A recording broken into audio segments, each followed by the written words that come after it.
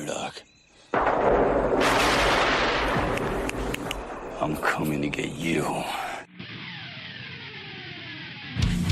Remember, Sally, when I promised to kill you last? I lied.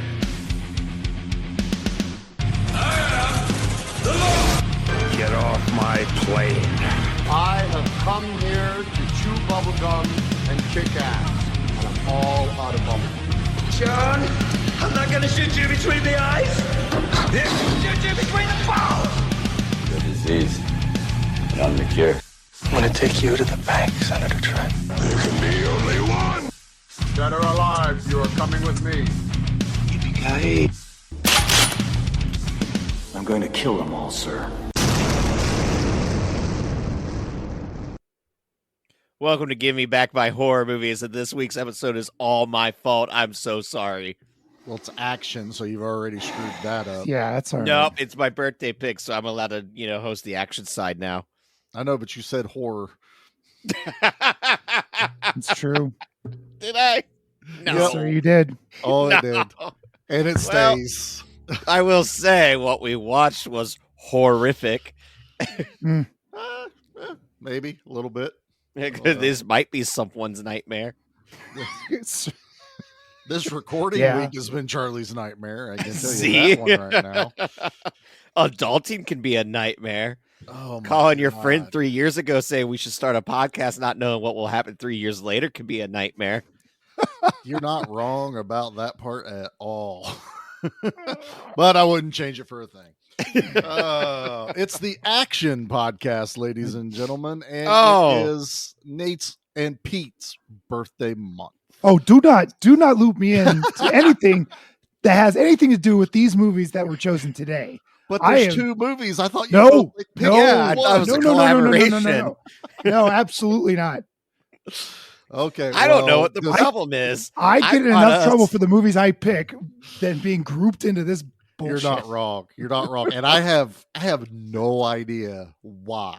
I don't know why Nate did this on his own birthday episode. Your birthday. It's your birthday. You're supposed to be nice to Any- yourself. Any action movie you've ever loved It's a that's near and dear to celebration. your heart, Yeah. Street Fighter, Mortal Kombat, Rumble in the Bronx, anything you could You have, just your keep heart naming stuff desired. that I could have picked, almost Yeah. picked, and then went the complete opposite way of picking. Yeah, you sure Yeah. did. So I know everybody can see it, but Nate, why don't you tell everyone what you picked this week? So I decided we were going to do Turbulence 3 Heavy Mhm. Metal. Mm-hmm. Have you seen Now- the first two? No, not at all. No. I went in knowing I might be a little lost right out the gate. But then the reason being is one night Fawn left me alone by myself and I had nothing going on, slightly Uh-huh. inebriated. And Oh. so I'm on Tubi and I'm like, I come across this description.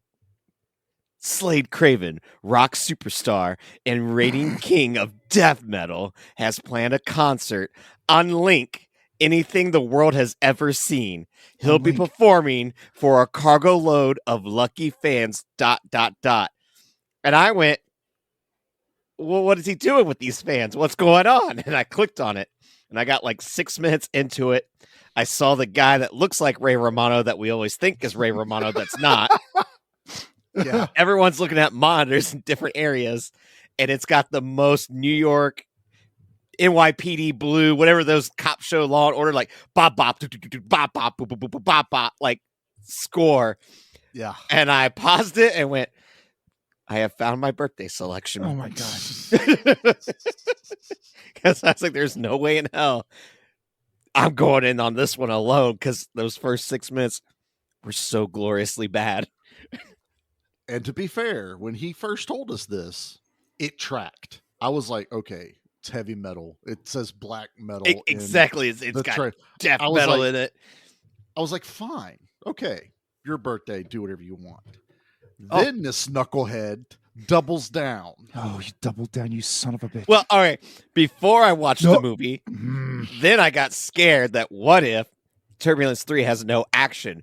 Because I also then went to IMDb And IMDb said if you like Prince and Die Hard, you will like Turbulence 3 Heavy Metal. And I went, I love all both of these things. I'm even further in, and it said action thriller, and I was like, all right.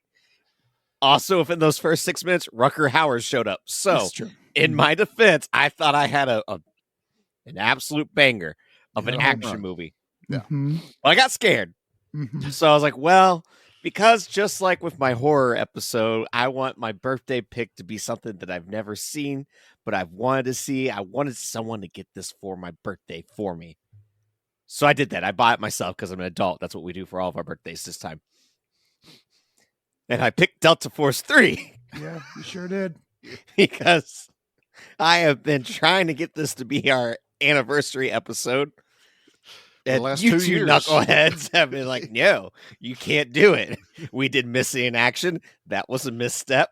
We did, just a look back in general, and that was great. To be fair, the rule was it had to have Chuck Norris in it. And technically Missing in Action did. Delta Force 3 doesn't.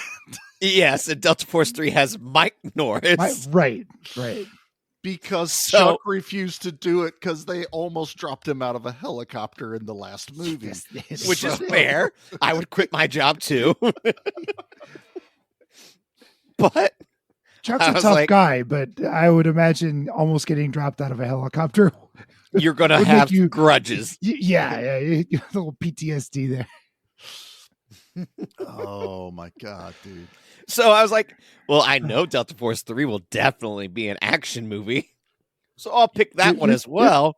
That way I could just finally get it out of the way. It's done. And we finally crossed this bridge. We never have to cover it again. Nope, but good news is when looking up Delta Force 3, there's this movie series called like US Delta Force, and there's a bunch of those. So I think I might have found the next thing. No. No. You see, Bad, Nate. It's Bad. called U.S. Delta Force. God's sakes. All right, I think U.S. Delta Force 2 is Navy SEALs. It probably is. Well, now that we know what we're in for, we're going to hit the trailers, and then we're going to jump into the trailers. We're playing them both back to back.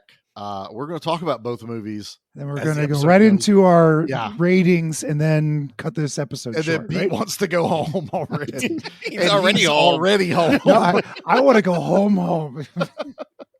Mama, I'm coming home. I have a bomb.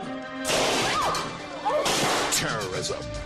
One madman gives the orders. If the President of the United States refuses to negotiate, That is your target, Major Stewart. And only one special team can stop him. Delta Force 3, the killing gang. Nick Cassavetes. We go in, we keep him alive, and we get the hell out of there. Eric Douglas, Mike Norris, Matthew Penn, and John Ryan. Let's go. An elite strike force. From now on, you're on one team. In a high-tech war. On a mission no one else would dare to attempt. How do you say? You're inside me? Go behind enemy lines. Move fast. Hit hard. And get out alive.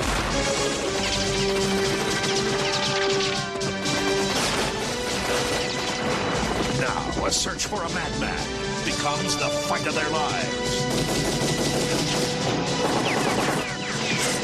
We got a bunch of Italians on our tail.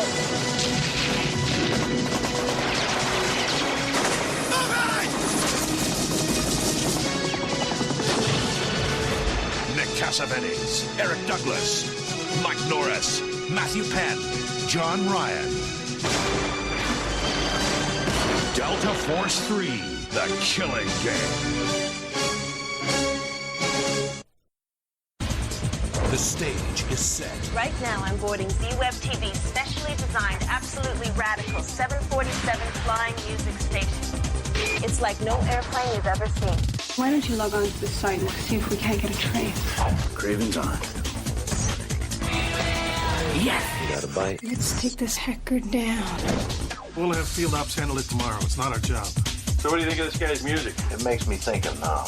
30,000 feet above the ground. Are you sure you're up for the ride? 200 fans on board. Well, then let's party. Woo!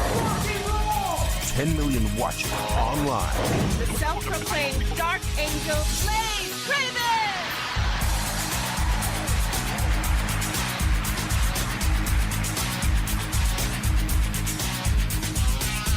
It's getting rough up here. Picking up the edge of the storm. You could get your ass busted for this. Yeah, well, that's not gonna happen. FBI, stand up. They're about to make history. You decided to go against my orders and bust this guy on your own.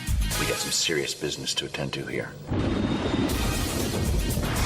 See what's going on before we get to bad weather. And now you're trying to convince me there's some sort of a plot on an airplane? We have a visitor. Live! Die! Get us online right now. Sure do have good timing, detective. Or go down with it. Now the party gets real.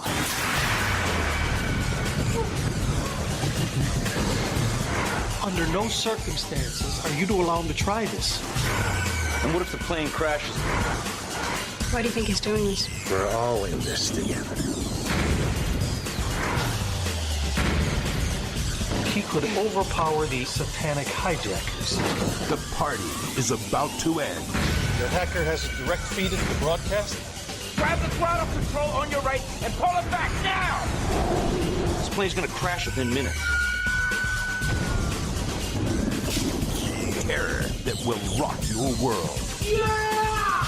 And we're all going down. Turbulence 3, Heavy Metal. Okay, to be fair, if you watch that trailer is actually better than it sounds. I was like, hell yeah, I'm in. Oh my god, dude. So first off, I raw dogged both of these movies last night on my phone. Oh god, Back to are back. you serious? I feel I'm so bad sorry. for you. Oh my god, That was not part of this plan. This little joke I had going. I am traveling to go that for far. work. That's a really And we bad have Nate. I am traveling for work, and we have had to like kind of reschedule. So Nate has come back, and now we've had to reschedule 2 episodes already to get things back on track. So I'm at my in-laws. I only brought my laptop, and to get internet, I have to run a 75-foot ether cable through the house, upstairs, and basically it looks like I set booby traps all over my in-laws' house. So I was like, you know what? I'm just going to watch them on my phone. And so I have been so busy that I have to watch both tonight. And just started at like 7 o'clock and I was done at 11. All right. So I watching did both a of double these. feature as well with these, but on a nice sized TV in the comfort of my couch, not just looking at a phone screen. What order did you do, man? I did Delta Force 3 and then Turbulence 3. That's the Oh, order see, I I went did the other mine way. backwards. Yeah, I did Turbulence and then Delta Force. See, Yeah, because I don't think there's a right or a wrong way. Well, No, let me take that back. It's the only wrong way, no matter how you look at it. This is true. I should have done Delta Force 3 first because this was by the numbers of how not to do an action movie. And you know, I don't know. what- I don't know if I'll agree with that. Well, what I realized, Delta Force 2 has a special place in my heart.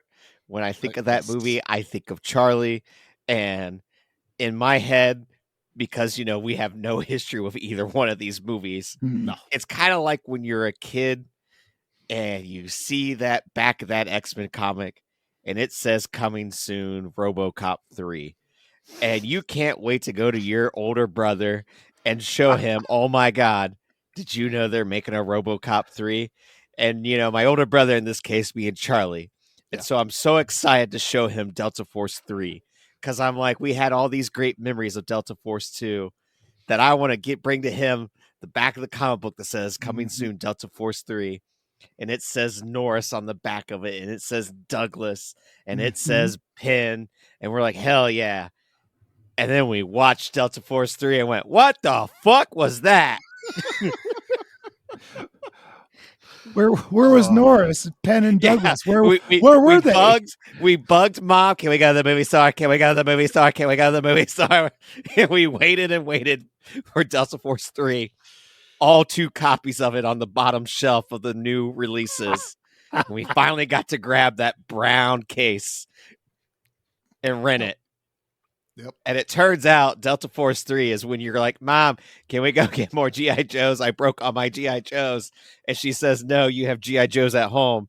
And it turns out it was the Dollar General version called Joe Man.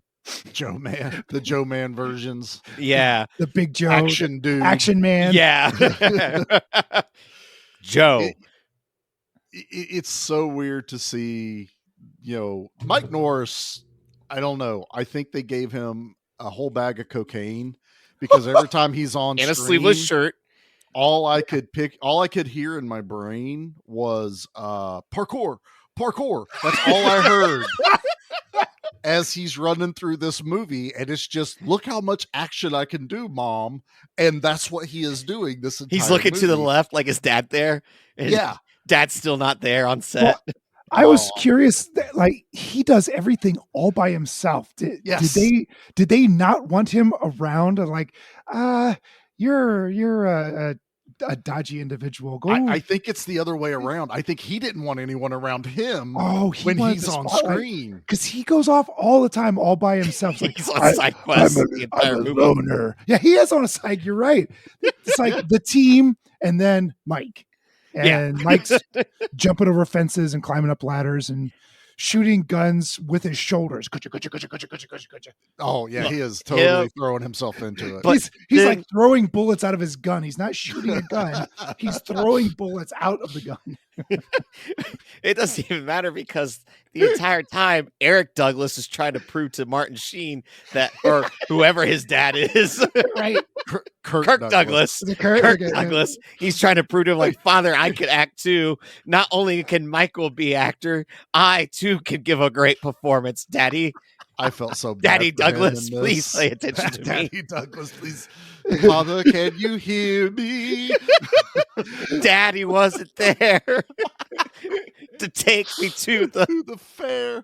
Oh my God.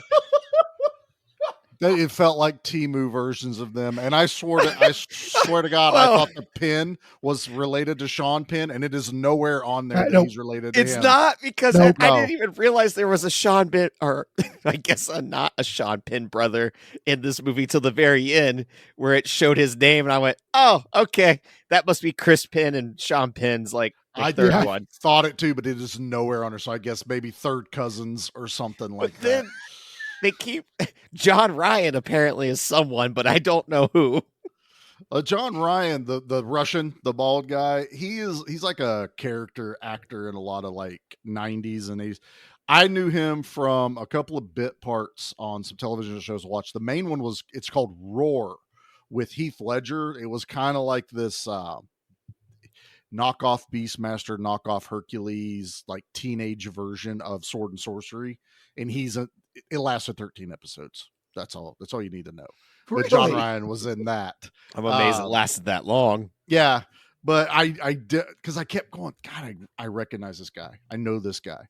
Now, the cherry in this movie, my favorite person in this movie, of course, is Nick Cassavetes. The man from Blind Fury, shit, fuck, shit. And then he's in The Wraith. He is the antagonist in that movie, and I love The Wraith. And I guess he's like really turned into like a writer later on in life, and quite successful at it. But dude, he has the most perfect hair ever in this movie. He doesn't even look like Nick Cassavetes in this movie. For the whole time I went, I don't even know if that's him. The first scene where he's like in his dress uniform, I'm like, who is this dude? And then later I realized, this is freaking Nick Cassavetes. Does he drive a Corvette? Is that what it is? I just haven't seen him in the Corvette that he drove in The Wraith in this movie. Maybe. But, I guys, I've been against us covering this movie. I've known pretty much what I was going to get into if I had ever watched it.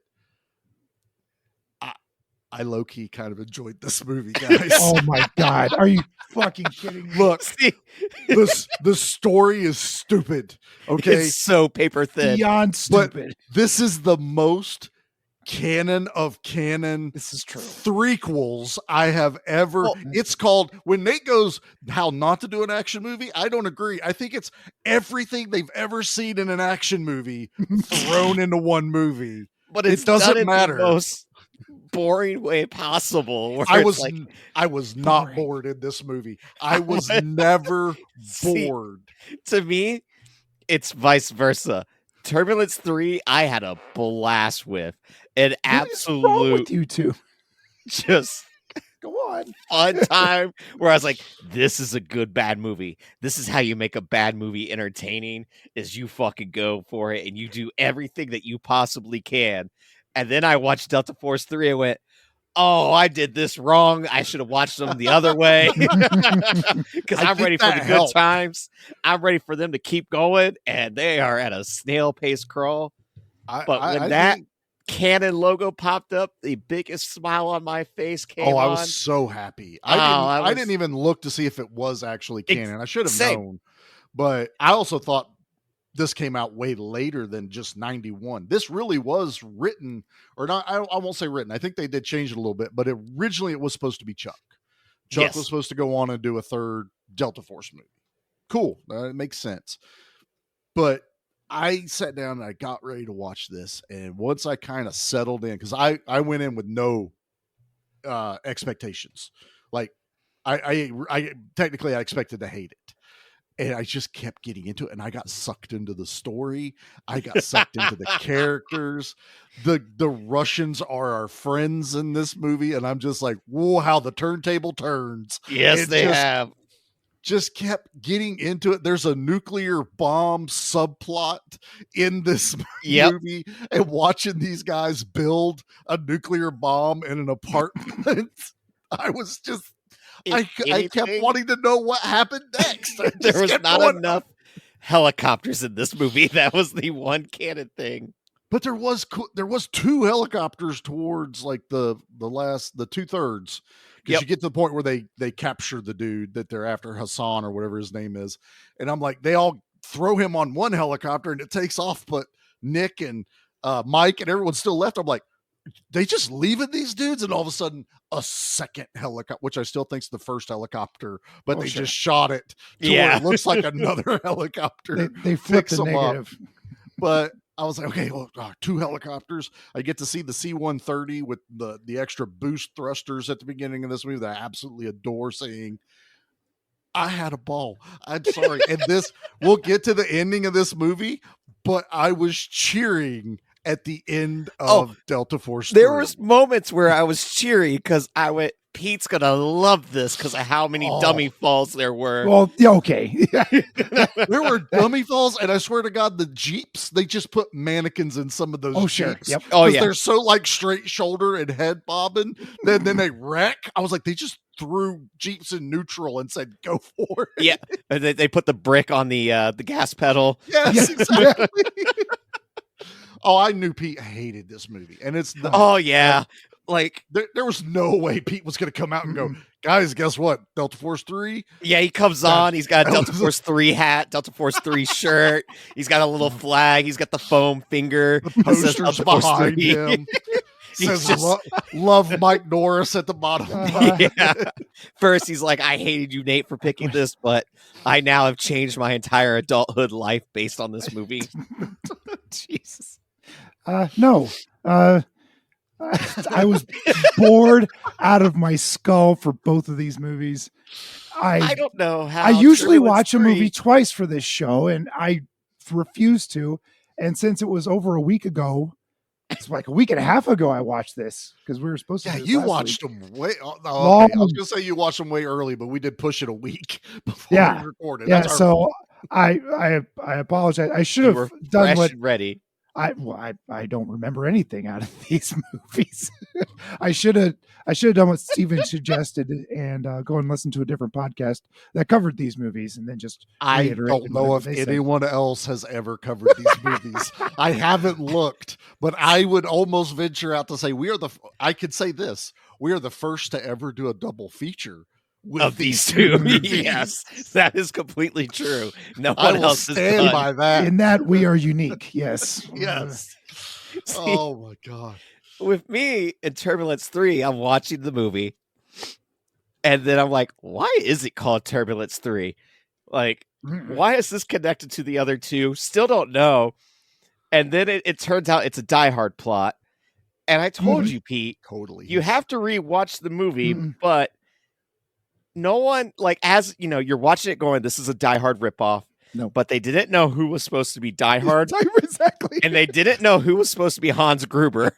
Because every time the movie keeps just throwing plot, and it's just like, let's see what sticks. Turns out there's a body double. There's a moment where there are 3 different people at 3 different computers across the country talking to our rock star guy. But it turns out it's a body double because it turns out that a guy went, wait a minute, I don't think that is David Slade, the rock god. And he starts clicking onto his computer like a hacker guy does and goes, I think I got it.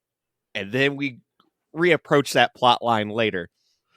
Dude. But I was texting everyone that night, like, you gotta watch Turbulence 3. You gotta watch Turbulence 3. It's great. Okay. And it turns out the reason why it's called Turbulence 3 is they actually come across some turbulence in the movie. Like, that was, yeah. They really do. I'm sorry. I enjoyed the hell out of Turbulence 3, too, guys. It's so good. Of course you did. Of course you did. And honestly, I was not... I was expecting to like Delta Force way more than Turbulence 3. Same, but Turbulence 3 is a special movie. I don't know what it is. There's something about it that I was just like Delta Force. I was in it, but I was into the story of Turbulence 3. I was glued in because it was like, here's this FBI person that's after the death metal guy. Which, side note, that is not a death metal act at all. The very first song that they play, and it's like it's just a goth rock. Like, this guy is supposed to be Marilyn Manson, but with corpse paint, and even that I won't say. It's more. I don't even Kiss think that makeup. It was white. It was just white. It wasn't even. It's very. They knocked off Marilyn Manson, but it also showed that even the people that made the movie also think Manson's death metal and doesn't understand that there's other subgenres. Yeah, it doesn't exist in their brains. It's Satan and it's death. And they got some dude who is from like a folk band to play our Marilyn Manson knockoff. You know, what he was from. If you were to order Marilyn Manson off Wish.com or Temu, this is what shows up. But the guy doesn't even have like a sinister voice. He's just like, hey, what's going on? He's like Dr. Roxo. Yeah, he's Dr. Roxo. Cocaine? I love cocaine. Dude, here's the only thing that really kind of irritated me with Turbulence 3. And this is how into it I got. So I really got into this movie, and I'm watching Slade, and he comes out as this hacker is watching. He hacked the show just so he could watch it, but he took control of everything just so he could watch the show. And the FBI hunted him down because he's he's hacked other things. It just so happens he's hacking this concert. But anyway, we're watching this. So this kid has figured out that Slade's killing people on the plane. He sees him shoot somebody, and I'm like, oh shit! I'm like, the lead singer's going nuts. This is like his final out. Oh my god, this is insane. This is if Prince were to do a performance piece live for the internet in 2001 and kill an actual dove. I don't know, just something. Yeah, it's why the doves cry. But I'm like, I'm into it. But then the realization that it's not Slade and it's someone dressed as Slade. It's a body double. But at that moment, I went, wow, they got 2 actors that look so close to each other that now that no one else could tell. And I'm watching the rest of the movie with thinking Slade's one guy and the body double is a totally different actor. And I really love Slade, and I hate the guy that's the fake Slade until about 2/3 through the movie, and I went, wait a minute, and I looked it up, and it's the same fucking actor playing both roles, and I got mad because I really liked Slade, and I also hated Slade, and it's just, it worked on me. I see what happened for me. I'm watching it because he's on the phone with FBI agent Ray Romano, and then he's on the phone with Hacker Man at the same time, and I went, what the fuck? How is he doing this? And then it revealed one Slade's talking to one FBI agent. Fake Slade is talking to another FBI agent. I went, what the fuck? My mind is blown right now. Like, there's a body double. When did this happen? It blew my mind, and I'm already like watching people, like the actors. The girl, the girl hacker FBI agent. Did you guys recognize her? Yeah, she's from Burn Notice. Well, she's from Burn Notice, but she's been on the show. Has she? We've covered a movie she was in. What? She was Queen Anne in The Three Musketeers. No way. Really? Yes. That's awesome.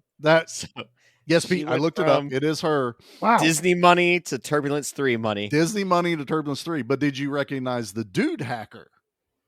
No. That is Nightbreed. That's the dude from Clive Barker's Nightbreed. Is it really? Okay. The main dude. He looks like Angel, but isn't Angel. That guy.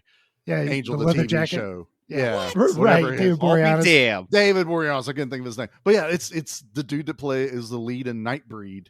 Because I kept looking at him going, this isn't the dude from Bones or Angel. Who is? Right. And then I realized it's the same guy. I get confused because I keep thinking that guy's in Nightbreed. And I went, no, it's the other guy. Dude, I was in for Turbulence 3. I have no idea why, but Jesus, I couldn't stop watching. Oh, yeah. Turbulence 3 is about this shock rock, goth rock guy, not death metal, cannot stress that enough, who is going to perform on an airplane, a live show. Performance.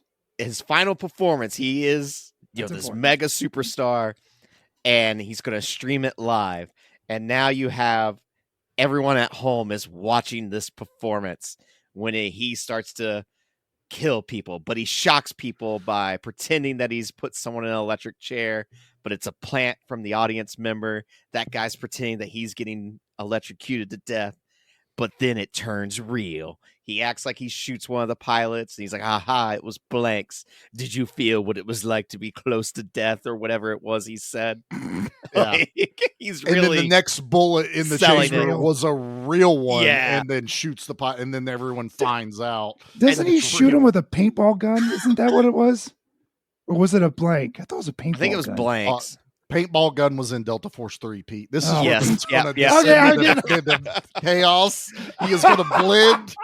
He's going to be like, why was Nick Cassavetes in a death metal band? I don't know. Well, he's also going to be like, well, there was that time where Michael Douglas's brother showed up in Turbulence 3. Isn't that who the pilot was? We're like, no, that was Rutger Hauer. And then Rutger Hauer. Gonna be He played a great Russian in Delta Force 3. It was wonderful. Well, he played a great, possibly Hans Gruber in this movie, because we also have a Chris Tucker-esque journalist that's on the flight, but it's a woman who is, doing she's the trying to be interview. that She's doing the MTV, documentary. type thing. And So she's this is- shocked about what's going on. You need to tell people though, when we say it's streaming on the internet, this is 2001 internet. Yeah. It's pay-per-view. exactly as I remember. It's that RuneScape. It's RuneScape. Yeah, Exactly. I had an Ozzy Osbourne CD-ROM thing that pulled up a video game that looked just like that cover. Iron Maiden had Ed the Hunter or whatever. And it's Yes. that same. It was shitty called. It was graphics. Break Ozzy's Bones was the game, and you would take a hammer You'd have and the break fake bones. fire in the corner of the screen going. At this. So it's terrible thing, and they're trying to and look in 2001. There's no way they were going to get this. I don't even know what Super Bowl numbers were in 2001, but they needed 10 million subscribers to this guy's. That's not concert. going to happen. That's not happening. That's not happening. I don't even think you can do it now. I don't think Taylor Swift gets that kind of recognition. This and Nate, you nailed it. I'm watching this thing, and I felt like I was watching NYPD Blue or NCIS television show because the music they play was that very like just this upbeat. Just anytime you were dealing with the FBI agents, and they had The only thing that really irritated me was I kept seeing how they were padding time. I don't need to see two FBI agents walk through the parking garage, get inside their car, turn the lights on, drive out of the parking garage, and then watch them drive the car and go, my phone's not working. Oh, it's bad service. Stupid government phone. Pull up to the headquarters where they're going, get out, walk up the steps, and then pull out the phone and make a phone call. All that happens in one shot. Well, you're also trying to pad time where you're like, well, we'll just throw in a music video right out the very beginning with the credits. It was and a full music video. We're just going to show another music video for the second song because we only wrote 2 songs for the entire fake band. And we're just going to have him perform it. That will pad some time. Then they played the first music video again after the second music video because they went, let's just we're out of songs. We're out of songs. My God, dude. But then it turns out our journalist, who is under hostage from our rock star, turns out she's Hans Gruber. She was the bad guy the entire time. But that's not it. Rutger Hauer's the bad guy the entire time. The surviving pilot. The only one that can get him down. Oh my God, dude. But wait. Keep going. There's more. There's more. Eventually, Rutger Hauer's going to have to die. And then, how are we going to land this plane? Don't worry. Hacker Man is going to hack the plane and land it for you with his joystick that he uses for Microsoft Flight Simulator 2000. I still don't know why. But before you jump into this epic ending, we have to tell people why they took over the plane and what the main goal is here. Because this, I had no words. When they reveal the overarching plot that they're all trying to like, oh, okay, who is this guy? And they look up the fake Slade and they're like, oh, there's a record of him. He's done this stuff. Oh, wait, he's part of this satanic cult. Let's look up the satanic cult's website. There is a website for the satanic cult that lays out their entire plan right there on the homepage. They need 10 million people to see them crash a plane into a small church in Kansas, the most evil place in the world that even the Pope won't fly over when he flies over the United States. They want to crash the plane in front of 10 million people to release Satan. That is their plan. Yeah, that's real. That is. That's the plan. That's the plot. It's not like it's not a cover. It's not, oh, wait, there's money we get to make. Exactly. It's not like Rutger Hauer. Hans Gruber is like, we're not terrorists or bank robbers. We would like to release the Red Dawn. Who the fuck's the Red Dawn? I don't know. We're just here for money. No, this plane must crash in Kansas with 10 million viewers to release Satan. It's a lot. There's a lot of fine. You got to make sure that your servers can hold 10 million viewers. That's for sure. It's the website that did it for me, though. It was, and then because the website is pretty much someone's MySpace looked better than this website. He's looking at the home page, and then he hits a button and he prints out the home page so he can read it. I'm like, it's on your screen. Yeah, read it there. And I do the same thing sometimes at work. We're like, I'm just going to print this that way I can read it on the go. It was such a throwback. I don't have a laptop. Where we would print directions is kind of how it felt. Yeah. MapQuest. But in order to stop the evil Satanist, you're going to have to turn left in a half mile. But make sure that you don't miss road 666. Exactly. We're on Route 666. This ain't Lou Diamond Phillips. No, I was going to say, that's that one Lou Diamond Phillips movie. That's next year's pick. Oh, God. I'm not surprised. I am not. That's our 6-year anniversary pick. So, yeah, exactly. So that is why Rutger Hauer is crashing the plane, and you get this like little bit of a standoff between Slade and Rutger. Oh yeah, and because at some point Slade turns from Hans Gruber to Die Hard, but that's because there's two of them. Right. So now we have McLean Slade, and he has gotten a gun from the girl, and he holds it to Rutger Hauer, but he can't quite shoot. He can't do it. He's the only one that can fly the plane. And Rutger Hauer pulls a gun on him. Like, oh shit, this is awesome. He's like, yeah, shoot Slade. We got a standoff here. Rutger Hauer shoots himself in the Yeah, eats a bullet. Yeah, he just eats a bullet. eats a bullet. And Slade's now staring at the cockpit of a 747 and pretty much just goes, now what the fuck do I do? Pretty much. Don't worry. Yeah. The hacker man hacks into the plane with his joystick. He doesn't hack the plane, though. I thought he talked him down. He turns on Flight Simulator for a 747 so he could see the controls. I thought that meant he was hacking into No. it. He's talking Slade down. Slade's flying the plane. But he's playing the all game. The controls. It's not Hacker Man hacking the plane. I thought he was literally with the joystick flying the plane. That's not what Flight Simulator is, Nate, whatsoever. You don't randomly get to log on to the video game and go, oh, I think I'm going to fly this F-16 today. And some poor asshole He's running that good at hacking, and the FBI agent's like, I'm going to watch you do this, but I'm not going to, stop you from doing this. Oh, my God, dude. I love Nate's mind when stuff goes and he's trying to put the pieces together. He's like, this hacker is flying the shit out of this plane. This is awesome. To be fair, that makes sense in this movie. Honestly, it does. Honestly, you're not wrong if they had gone that route. And it could have been Archangel Gabriel was actually Slade, I still don't even and he know was stopping the evil cult or some shit. Chris Angel Slade got body doubled. I don't even know when exactly that happened. All right, it just happens. It just happens. Yeah, the body double is out singing. Oh no, he comes out. He doesn't even sing because he's out there talking. Yeah, that's when and then it cuts away to the real Slade in the back tied up or something. Yeah, he's basically Scooby Dude.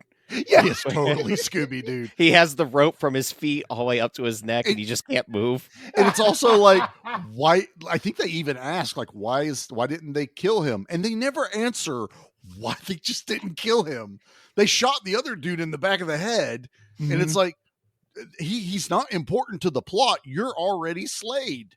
So what do you need him for the mission? Kill him. Nope. Let's tie him up with rope in a control room that has all kinds of, I could have gotten out of those ropes in this room. And there's a moment in this movie where, like Nate said, there's one Slade talking to an FBI agent, another Slade talking to an FBI agent. The FBI agents are talking to themselves over a phone. And then when the plane gets ready to crash, we throw an actual pilot and we do an airplane moment where they have to talk Slade down. But instead of the pilot talking to Slade, the pilot has to talk to the hacker, and the hacker has to talk to Slade because Slade and the hacker have a bond, and they don't want to break that because the plane will crash. Yeah, and that's a lot, honestly. And that's in this movie. I'm glad you explained that because I wasn't following. You're welcome. It. I watched this last night. What this movie felt like is someone watched a movie. Well, they've always been watching movies and went, I can do that. And then they decided that all the plots should go into one singular movie. And the weird thing is, and this just to bring it back because we are doing a double feature, this is kind of like what happened with Delta Force 3. Exactly. That's what cracks me up, where I went, oh, somehow these work perfectly together, because Delta Force 3 is, you fed every single canon movie up till 1991 into an AI and said, make me a canon movie. Yeah. And that's Delta Force 3. Force, but you can't use Chuck Norris. You can't use Charles Bronson. So AI made up Mike Norris. Yeah. It took... You can't use any of the famous ones. And this is what you can use. The AI then generated and outputted all these fake action stars. So there is a terrorist. Okay, I'm with you. Yes. And there's a nuclear bomb. They're holding America hostage. You need a team. because there's a bomb, but we don't know where the bomb is, so we're going to go after the main terrorist guy, but we got to go catch him. Can't kill him because we need him to tell the bomber that they can't blow the bomb up. So it's very common, but you cannot kill the main bad guy. But now we're going to send in Delta Force, but not Delta Force everyone knows. And they're going to go into the desert. Well, with we this need a new convoluted team, but also they need to train first. But what the terrorists didn't realize was that their first bombing attack that they did at the beginning of the movie to kind of set the things off pissed off the Russians too. And now the Russians are so mad that they've teamed up with America. And now Russian agents and KGB agents and Delta Force and CIA are all working together. And we're going to go in and capture Hassan. And then we're going to figure out where the bomb is. Because until then, we have no idea where the bomb is. But we're watching the bomb being built by these three stooges of terrorist organizations. And they bring in one piece of the nuclear bomb in an igloo cooler and set it down and open up an igloo cooler. The guy that is in the apartment, it's his apartment. They set the cooler on his coffee table. He opens it up, and it's like the control box. You know, we've all seen it. It's in the back prop room of Canon. Nuclear device every time. Yes, they've used it 100 times. He takes that very carefully. They're all like, ooh, don't shake it. He takes it out and sets it down.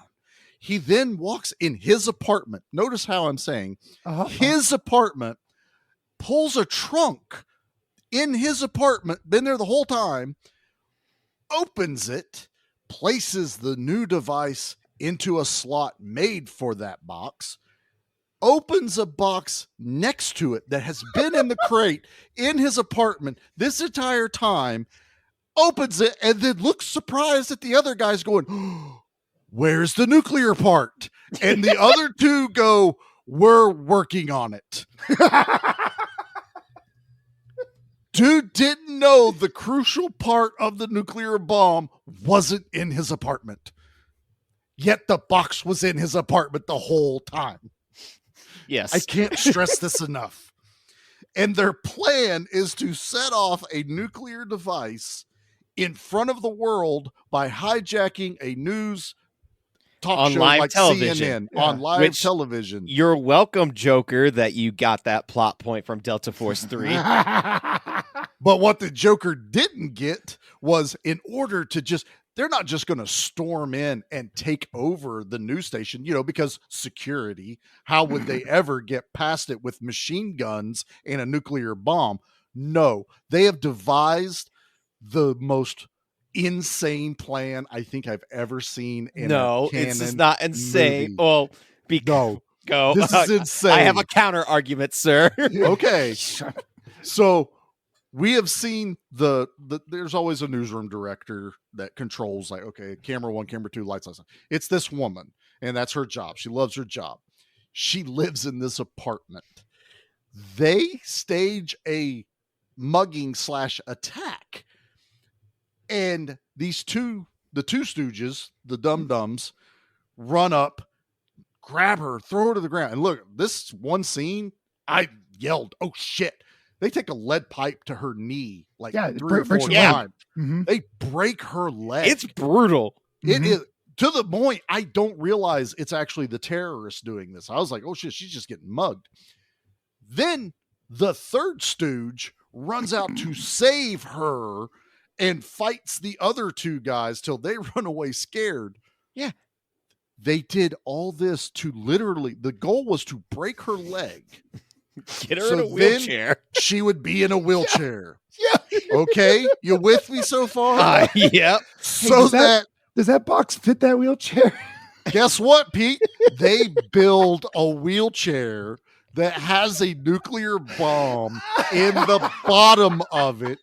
I'll have you know that you're welcome, Breaking Bad, for having such a key plot point from Delta Force 3 that you had to use later in life. And also, this did have a terrorist following love story where he then starts to date this woman. Yeah, they're dating up to this point just so he can plant a new. And we see he is building a wheelchair with a nuclear. It looks like Professor Xavier's fucking chair. Right. And I'm sitting there going, I'm watching it going, where is he building this chair? Like, she's using this chair. Well, it gets to the night that the plan is coming together. And he's like, oh, can I come to the filming with you? I'd love to see it live. Because they're dating. They're dating. Why and she's would like, she of ever course suspect you such a thing? can. You can come with me. So they're in the parking garage. She rolls her wheelchair up to the door. He helps her in, and he goes to the back to put the wheelchair in the back. But he doesn't. He rolls her chair off to the side and opens the door where we see nuclear chair. And he acts like he's loading it in. She's like, is everything okay back there? He goes, oh, just fine. Just loading your chair in the van. And now she is a nuclear powered injured woman going into a news station. She sure is. With a bomb. With a nuclear bomb that doesn't know. And this guy is the most terrorist looking guy ever. Okay. He's sweating the entire time. No, I mean, he is definitely doing that Key and Peele sketch where he's just covered in sweat the entire time they're dating. He is just pouring in sweat. Like, do not catch on to my evil nuclear plans. What I'm about to say has no connotations to his look as far as ethnicity. It's just how he is acting. You would walk in a room, look at that guy, go, that guy's a terrorist, and he has a nuclear bomb hidden somewhere. Well, that's also because he's doing the henchman, like twirling his mustache and going, yeah. It's so fucking crazy. And I'm saving the end. I don't want to jump to the end just yet. Yeah, we can't get to the end because I want to tell them how they figured out who has the nuclear bomb. So they have captured Hassan. It's all the whole beginning of this. Yeah, the whole beginning of this movie is very Delta Force. They're in a desert. They're fighting a ton of bad guys. Machine guns everywhere. Explosions. Uzis. Machine guns. So many Uzis. So many Uzis. But the way this action is shot in this movie is like, we're not going to move the camera. We only got one camera. Yeah. And we're just going to plant it here.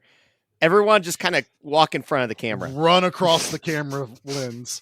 I tell you what, if you know the Scooby-Doo scene where they run this way, then they run that way. Yeah, and then there's a door. Yeah, there's 6 doors in a hallway. There's a beer Delta barrel Force, over there. Yeah. There's Mike Norris cartwheels across in front of the screen. From then one door to the other. But then he jumps from the top down, looks into the camera with his hands up, then runs off. Then you see him like 20 feet away. He is everywhere. The double middle doors, they open up and 2 people holding a panel of glass are walking back and forth. Yep. You say that, I swear to God, in that one scene, it was with all the fruit carts in the market. I went, who put all these fruit carts here? They just hate the fruit carts and they blow them all up. I thought I saw Benny Hill in the background somewhere step on a woman's dress. You could put that music in any part of this movie. It would fit perfectly.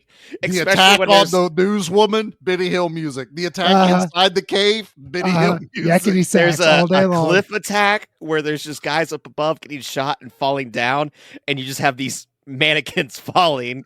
But yeah, that's Benny Hill music there. Oh, Benny Hill music. Oh my God. So they do this attack and they capture Hassan. They get him on the plane and they're like, all right, we got to interrogate this guy. And Nick Cassavetes is like, fucking tell me where it is, or I'll fucking cut your throat out. I'm going to fucking murder you.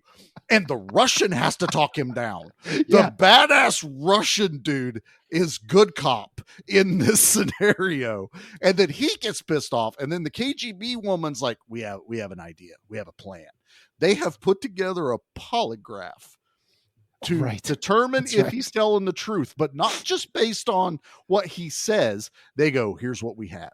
We have pictures of all these suspected terrorists, but what we're going to do is show him his family members, because that'll register as he recognizes them on the polygraph. And then when we show him the others, if he recognizes someone, it'll respond. Here is a picture of your sister. It goes off. Here is a picture of your father. Here is this picture. Nothing. Here is this picture. Nothing. here's this picture, which is the picture of our guy building our the nuclear terrorists in bomb. the United States. Yeah. They didn't need the polygraph. This guy's eyes got as big as freaking saucers. And then he starts doing the Key and Peele, sweating all does over. the Key and again. Peele thing, and that thing looks like a whatever Richter 3 on a seismograph. Well, it's in This what thing Trimmers, goes across- where it just Yeah, keeps the going. Trimmers, it goes off the scale. I'm like, I think he knows, and they all are like, It says yes, but then they look at the KGB girl, and she's looking in his eyes, and she looks at them and goes, "Oh yeah, I agree." I was like, "Oh my god." She has a psychic link or something. I'm glad that you remember all this because it does start to just like, dude, I'm those telling off you, parts. I But was if I into this remember fucking movie correctly. The Russian guy who now is playing good cop, at one point he was playing bad cop because there's a guy on a mission that gets like shot in the leg. He's like, I've been shot in the leg. And they're like, just leave him. Gee, he's dead weight to us. He pulls his gun out. He's ready to shoot him. He's and ready like, to shoot I him. actually think I'm quite all right. I'll be able to walk and get okay. He goes, nope, you're dead weight. You've got to go. I've got to kill you. He goes, no, I really feel like I'll be able to complete the mission just fine. No, he's already too far gone. Walk into the light. Stop. You're only like half right. That feels right. The guy didn't get shot in the leg. He got blown up by a landmine. And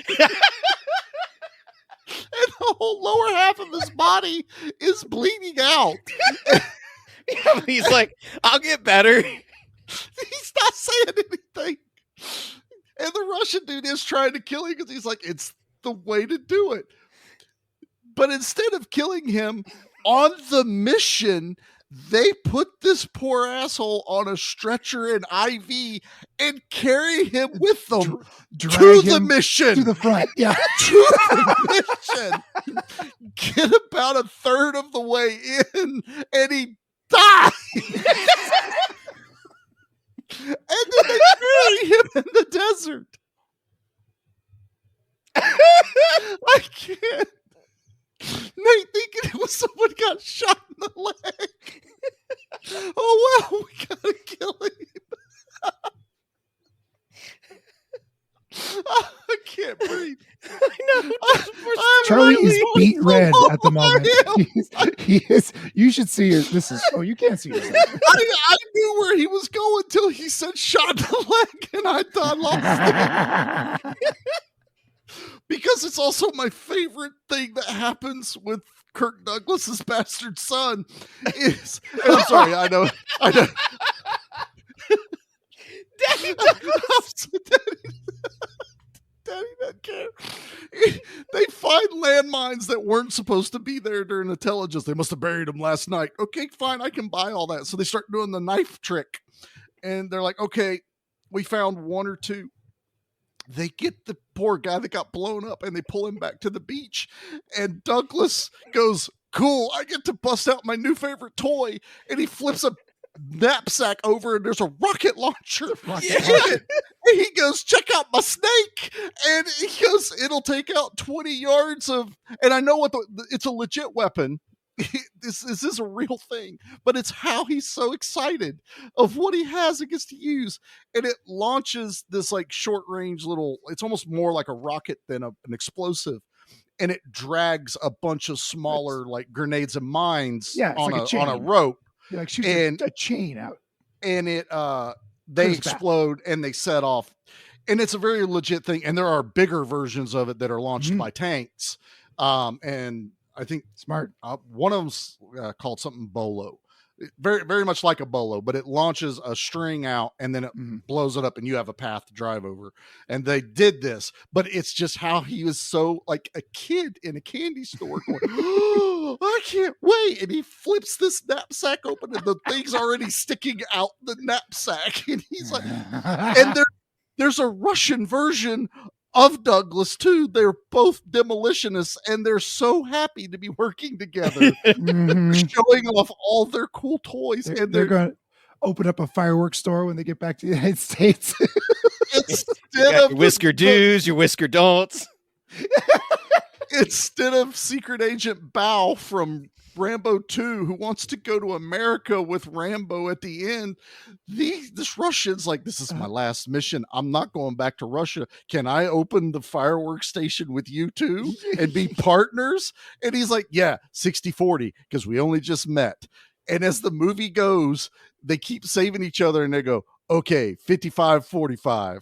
Okay, 49-51. They keep getting closer and closer till this part sucked. They killed the Russian firework guy, shot him in the neck, and he's like, will you make firework in memory of me?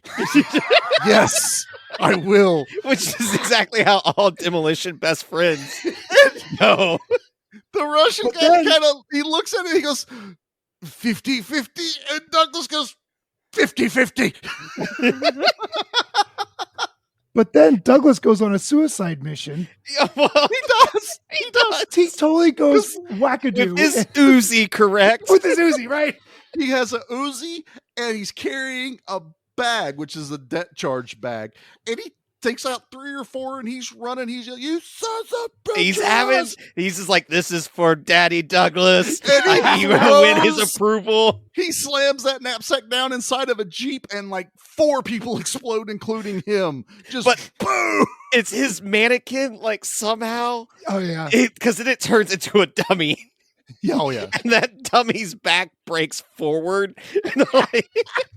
Because it doesn't break the way it's supposed to break. No, it really didn't. It's just the way it explodes, and you see like what might as well be an all white mannequin from JCPenney, like fly backwards and split in half.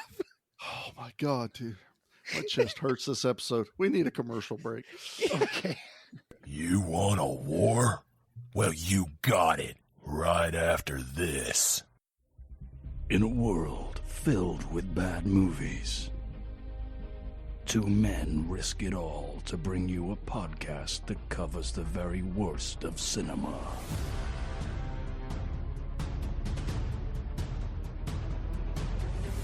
I did not hit her. It's not true. It's bullshit. I did not hit her. I did not. Oh, hi, Mark. Join these unlikely heroes as they deep dive into Z-movie classics. I am Torgo.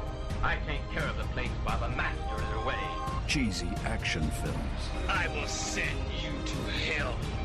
I've been there for 10 years. Badly dubbed Italian horror. Mother, this cloth smells of death.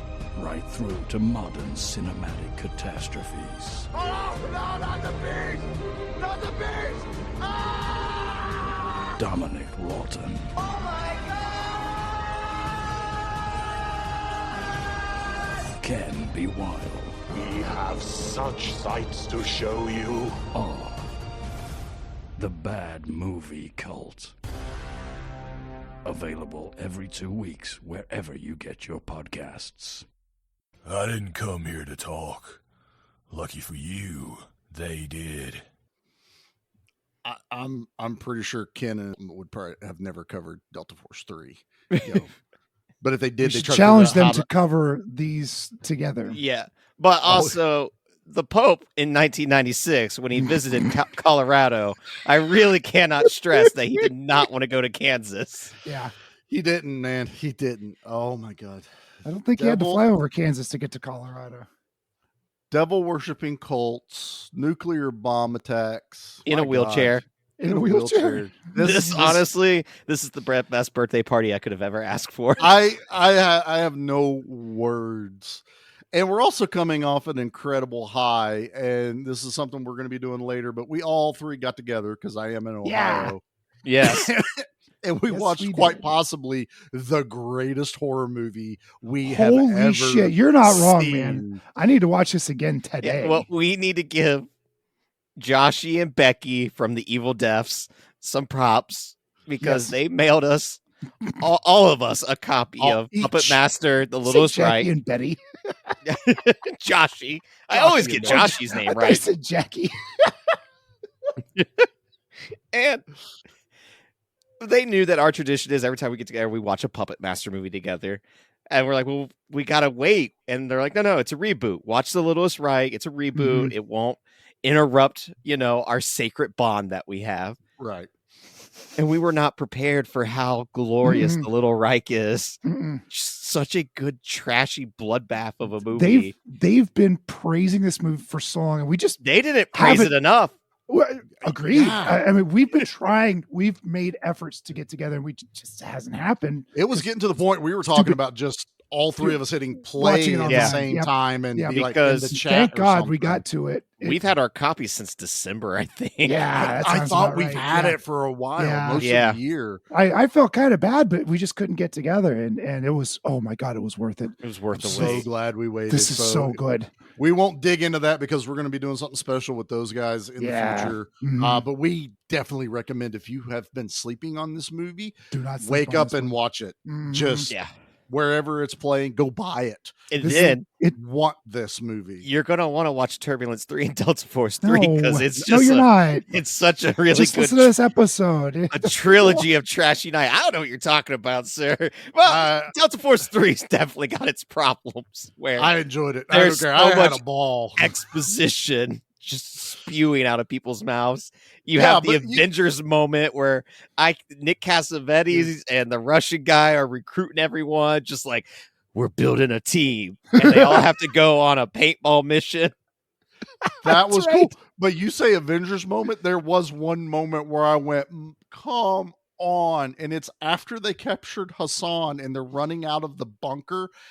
Everyone in the movie is in one shot in one hallway with explosions going on behind them, and they're all doing like the superhero Cool run. guys don't look at explosions. Yeah, none of them look back, but there's like 12 people in this shot. They're all in it. They're like, we're doing the movie cover now. Okay, everyone understand? We're taking this picture. It's the VHS cover. Everybody but Mike Norris was in that. Wasn't he off? Well, because he's on somewhere else. Yeah, you're right. He wasn't even in that shot. Yeah. They plastered him in. They cut and pasted him right in the front. You always know when you go to IMDb, right? And you pick a movie, then you're like, all right, I got to go through images. That way I get promotional material for the podcast, throughout the week as this episode drops. But this, Delta Force 3 and Turbulence 3, both have almost the identical IMDb pictures where it's literally just the cover, the poster over and over and over again. Now the Delta Force 3 one has nothing but the same picture of the cover over and over again. Then you get the page 10 out of 16 and it's just a modern Douglas, Eric Douglas, just covered in sweat. I'm not making that up. You can go to IMDb for Delta Force 3. I'm looking at there's it right a picture of just Michael Douglas's brother in a blue polo covered in sweat. Okay, apparently this also has another name. It must have been in another market when it was released. They changed it to Young Commandos. Hit hard, move fast, get out alive. They don't even call it Delta Force 3. And to be honest, I kind of would have rather them just not call it Delta Force 3 and just Young Commandos. Those sounds like the dumbest cartoon where they don't even that is the G.I. Joe knockoff where it's on CW or something. It's not on Fox Saturday morning cartoon kids. It's the Young Commandos. And one's a firefighter. Oh my God. I also appreciate that Delta Force 3 on Wikipedia has only 3 paragraphs, very short paragraphs to describe its plot, where Turbulence 3 has like 9 paragraphs that are very long because that movie just keeps adding plot. Because it has 9 plots. He's not wrong. It's literally but wait, there's more. Exactly. Every time the movie goes. Kept waiting for that one dude with the squinty eye and the earpiece from the buy it on TV commercials. But wait, there's more. And then something else would happen on Turbulence 3. Even in Turbulence 3, like the end when the day is saved and Hacker Man and our non-imposter rock star has landed the plane And then the hacker man, he is with one FBI agent, and she's like, "You did a good job. You did so good." And then she takes down her hair and takes her glasses off, and it turns out she was a hottie the entire time. And she's like, "You coming with me?" As she walks towards the bedroom. Nate missed the most important part. Oh wait, of that. I'm sorry. I thought you were talking about the Russian gal. I thought the Russian gal was pretty. I thought he said the Russian guy for a second there. Gal, I'm like, where was that part in this? No, the ending of Turbulence 3 made no sense. Why did she all of a sudden want to? Because he landed the plane with Microsoft Simulator. But she handcuffed him first, though. You guys are missing the most important part of that. She goes, she holds the handcuffs up like, I still got to arrest you. And he's like, come on.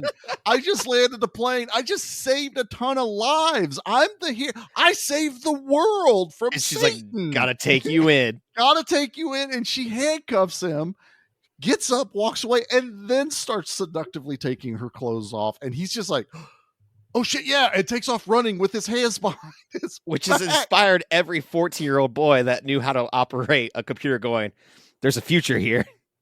Gotta find me my FBI agent. Yeah. If I start hacking. I'm sorry. This end of the movie with Slade landing the plane, I loved Slade. He is acting his ass off. He is pressing every button. What do I hit? And it's doing the classic low budget directed video camera direction movement where it's like, we'll just shake the camera a bunch and that will show how intense the scene is. Yeah. The only thing it didn't do that I was fully expecting it to do was when they said autopilot and it'll land itself. And I was like, okay, that kind of cheapens him landing. I fully expected, because the movie was called Turbulence and they're flying through a storm, that lightning was gonna hit the plane, zap it, and then knock out the but they didn't. It just, he bumps the knob when real Slade or fake Slade comes back later. He has that Carl moment from Die Hard where he's not actually dead. We totally forgot about him. And they have to fight again. It is the weirdest, girliest fight I've ever seen. It's just two people that should never be fighting. They've never thrown fists whatsoever in their entire lives. And I'm still mad because it's technically the same person fighting himself, but with a really bad body double. It's so bad that they rip the wig off of the fake. That way they don't have to do the body double part. They anymore. don't have to have two. There's only one wig to go around, and they can only wear one at a time. So this guy has shaved head, so we know he's bad Slade versus good Slade. But I swear to God, dude, I was in it. All it needed was both of them in their wigs standing in front of like another person, another new character holding a gun and going, no, shoot him. He's the bad one. Really, he's the bad one. I liked how he convinced the FBI who he was. They're like, you're saying you're Slade too? How do we know? Because I paid $4,278,000. And they went, wait a minute. Last year. And they hackered in and they start doing the keyboard thing. They're click, click, click, click, click, click, click, click, click, and goes, that's correct. He really did pay that much in taxes. He really is the real Slade.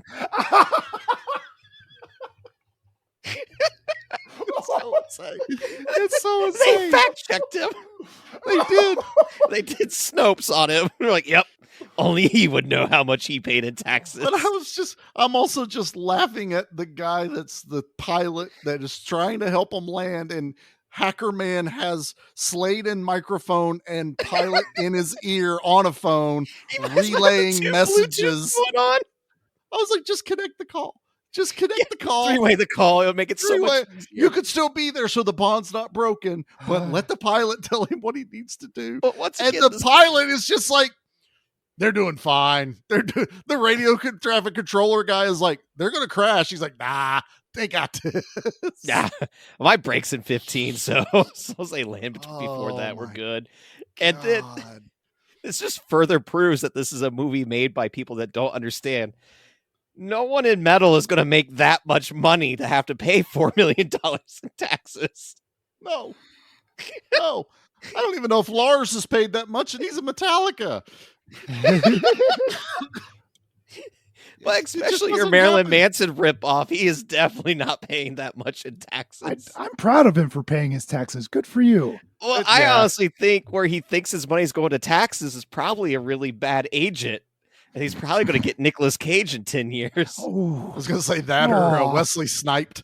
Yeah. You mean to tell me he wasn't paying the taxes? I thought he was. He bought how many dinosaur eggs? It's a lot of dinosaur eggs. So Turbulence 3 ends amazingly, but my favorite ending of both movies is the Delta Force 3. Because the Delta Force 3 ending feels like it was made by an 8-year-old playing with his does. action figures. It was 100% that. And it worked because the 8-year-old Charlie was watching this movie last night having a ball. Yeah, so throw that knife. So this guy he has the nuclear bomb in the wheelchair. Don't forget, it's in a wheelchair. Yeah. And he's holding her hostage in front of the camera, shooting his Uzi, letting her, I'm in charge. I am in control. You must bring the president here. Or, okay, the president must call here. He says, bring him here. And then he goes, well, make him call in 3 minutes. 3 minutes, I want to talk to the president. And his dead man device is he drops the back panel of the wheelchair and puts his foot on a dead man switch. It is a foot switch that if he comes off of it, it's a guitar nuclear pedal. Explosion. It's yes. a wah pedal. Wow. It's a wah pedal. He holds that pedal down and he's like, I want everything. Everyone's freaking out. And it's 3 minutes. In 3 minutes, they have loaded Hassan onto a helicopter. Nick Cassavetes and the Russians on it, fly to the station, land, get out, run down 17 flights of stairs, go through 27 doors, 1 minute left, 30 seconds left, 15 seconds left, up into the upper balcony, and they throw Hassan forward, and Hassan's like, brother, we cannot do this. We can't, this isn't the way. He's like, I have been told since I was a child to follow you. We are going to do this. I am going to do this with you or without you. No, brother, we cannot do this. I'm basically called, I don't want to blow up. Please don't let that thing go off. Turns out I changed my mind. I totally changed my mind now that I am physically standing here. Somehow now that I am here, I have realized the error of my ways, and I do not want to do this at all. You guys can sacrifice yourself, but that was the fastest 3 minutes in my entire life. I am not 100% sure what exactly happened. And then you have Mike Norris off with an Uzi without shirts going up a ladder going, I'm over here now. I don't know where I'm going. I am just in the scene. I'm just in the scene. I don't know what Mike Norris is doing the entire time. So they're arguing between each other, and the other guy's name is Hussein, just so you know. So the nuclear guy's name, Hussein, shoots Hassan directly in the head, kills him. He's about to take his foot off the thing. Nick Cassavetes has made his way behind the stage, runs and slides, and I swear to God, he is on a dolly because it is the smoothest dolly slide on his belly. Yeah, he did the power slide that they had to practice in Tenacious He's D. on a slip and slide is what he's not on. Backwards on his knees. He's backwards on his knees. He's sliding. Yeah, right. No, he's slip and sliding like we did with those things in the 90s. And the Russian dude comes running up in front of Hassan as he's dying backwards, grabs the knife that we saw earlier in the movie, throws it to Nick Cassavetes, who catches it by the handle, blade down, and stabs it into the dude's foot, into the pedal, pinning the foot, and the guy still falls backwards, so it broke his ankle somehow and didn't pull everything off. It didn't pull everything off, right? And basically, we get the end of a canon movie where everyone basically should have just been doing a thumbs up, but instead it's the Russian guy going, good catch. Nick Cassavetes goes, good throw. End of movie. End of movie. Done. And it doesn't even have a good song at the end. No. And the knife is so well set up because earlier in the movie, because Nick Cassavetes and this guy hate each other. They're both commanding officers, but the Russian has to listen to him. And they're on the plane, and the Russian is carving into his knife, like etching. And Nick Cassavetes goes, what are you doing there? And he goes, I carve every mission into my knife. And he's like, huh, you don't get out much because he only sees like 2 or 3 markings on Yeah. the knife. And then Nick Cassavetes walks away and the Russian looks where he went, holds up the knife and turns it around. And there's like 30 markings on the other side of the knife. And you're like, oh, he is I a get out badass. all the time. But that's the knife he throws. And if I remember correctly, isn't the woman in the wheelchair just on the ground kind of flailing the entire time? She has, because she's just like, won't someone please pick me up? I need help, because everyone has this voice now. I can't walk. Woman I has need help. PTSD for the rest of her life. Not only was she assaulted and her leg broken, She'll with a lead never want to pipe. date again because it turns out her Her savior was a boyfriend had it terrorist. set up, and now he wants to blow up. Yeah, she'll never date again. She's like, quick, get this woman a wheelchair. No! It's a nuclear bomb. There's only 2 members left. That's why we never got Delta Force 4, because everyone died in this movie.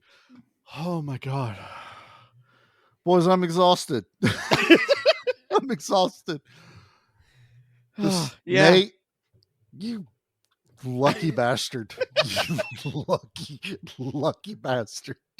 That's why it blows my mind that Pete didn't enjoy these movies, because I'm like, these are great bad movies. I thought he would like Turbulence 3 just I for know, the right? insanity of it. Because Turbulence 3 tries so hard to be a good movie. I want that 3 hours back of my life. Oh, it's better than Meanwhile, Feast, though, It's right? better than just like- Feast. It's better than Feast. Okay. Like I said, I was texting Steven and Leo. I was texting my buddy Logan. Like, pretty much my phone was in my hand. I was just like, everyone needs to see Turbulence 3. This is the greatest thing ever. I need the VHS. I need the 4K. I need every copy known to man. Funnily enough, my phone was in my hand the entire time too, because I had to watch it on my phone. That sucks. Because if not, you'd be texting us going, oh my God, this is the greatest thing ever made. I really thought about it afterwards, but I was like, you know what? We're recording in the morning. I'm saving the surprise of Charlie's reaction to this. Well, also, I have not seen Turbulence 1 and 2, unlike Delta Force 1 and 2, which I have seen. Neither but I'm have like, there is no way in hell any of the other Turbulence movies are this good. The It's first impossible. one It's a has serious Ray movie. Liotta is a serious And movie. Brendan Gleeson, who is a fantastic actor. He's the guy that ran for sheriff in Gangs of New York that won. Oh, yeah. The He's Irish in the guy. first- Yeah. So part 2, I did read, has Hacker Man in it, but he's a totally different character. Oh, God damn it. I'm going to have to watch Turbulence 2. We got to go backwards. Now we'll watch Yeah. Yeah, that was 2, and then then watch Then we'll one. watch 1. All right, let's Well, get guys, into- I didn't know my birthday was going to start a new tradition of we got to cover the Turbulence trilogy. It happens. No, we just don't. do. We do everything backwards. No. But All right, number 2 is called Fear of Flying. How do they even get to heavy metal? That's me. All right, let's get into the things. Yeah. Leave anything for us? Just bodies. Body count. Body count. Body count. Body count.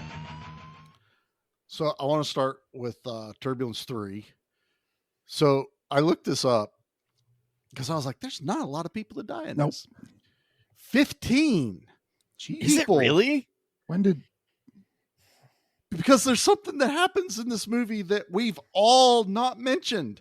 Somewhere in the plot of the terrorist satanic cult's plan was they're pissed off at the FAA and had planted bombs in a totally different state. Oh my God, area he's absolutely right.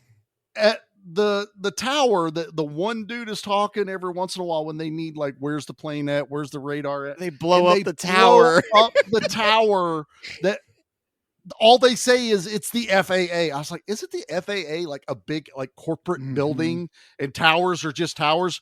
They blow up. I guess they counted like close to 7 to 8 people are in the tower when it explodes. But also when they blow it up, it's like the camera does an outside shot of a building and then just adds fire above it. The explosion's in front of it, and Yeah.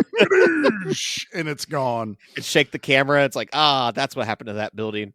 So yes, and some people get shot and killed on the plane, and stuff like that. Yeah, I mean, people But have to die hard. Electrocuted. Yeah, they electrocute the girl, which I thought was really cool. Because oh my god, how when can we he not falls, talk about he falls and rips the microphone. It's the microphone cord, guys. It falls, but it keeps sparking, and I went, "Oh, I know what's gonna happen." And she's kicking his ass, and you see the cable sparking still, and he kicks her into the fake electric chair and then just touches the microphone cable to the chain holding the chair down, and she dies like the dude in Shocker. Well, it's because when it reveals that the reporter is Hans Gruber, she had to have her way of going out, like the blonde German guy from Die Hard, I guess. That's Carl. That's Carl. Oh, glorious. So, all right. Well, that's Turbines 3, 15. Oh, God. Now, how much in Delta Force 3? Because there's a lot of machine gun. Delta Force 3. 90 people die in Delta Force 3. You're welcome, everyone. I brought 2 bangers to the table. They broke three digits in 2 movies.